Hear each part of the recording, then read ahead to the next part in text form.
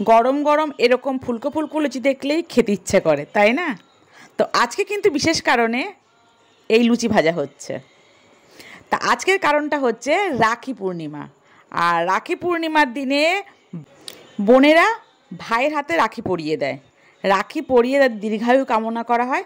তো আমাদের বাড়িতেও সেরকম ছোটোখাটো একটা অনুষ্ঠান হচ্ছে। আর অনুষ্ঠানটা হচ্ছে ঠাকুরের সামনে বসে। আর এই যে ভাই বসে গেছে আর তার দিদিও বসে গেছে রাখি পরাবে বলে। আমি ভাবতেই পারিনি বিয়ের পরেও ও আসবে। ভিডিওটা যদি দেখে থাকিস, সত্যি বলছি খুব আনন্দ হয়েছে। আমি ঠাকুরের কাছে প্রার্থনা করব তোদের ভাই বোনের মধ্যে যেন সারা জীবন এরকম মিল থাকুক। এবার রাখি পরানোর পালা, রাখি পরাচ্ছে, তারপরে চলবে ধান দুব্বো দিয়ে আশীর্বাদ পর্ব। দেখতে দেখতে ওরা বড় হয়ে গেল। ছোট যখন ছিল মনে হতো কবে বড় হবে, কবে বড় হবে। আর এখন দেখো বড় হয়ে গেছে, ও বিয়ে হয়ে গেছে।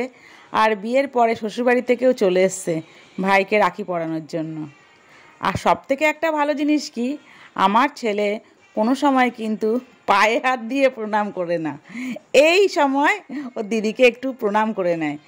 সবশেষে একটু খাওয়া দাওয়ার পর্ব। আর এখানে হয়েছিল ঘুগনি, লুচি আর মিষ্টি। এই দিয়ে আমাদের বিকালের খাবার হচ্ছে।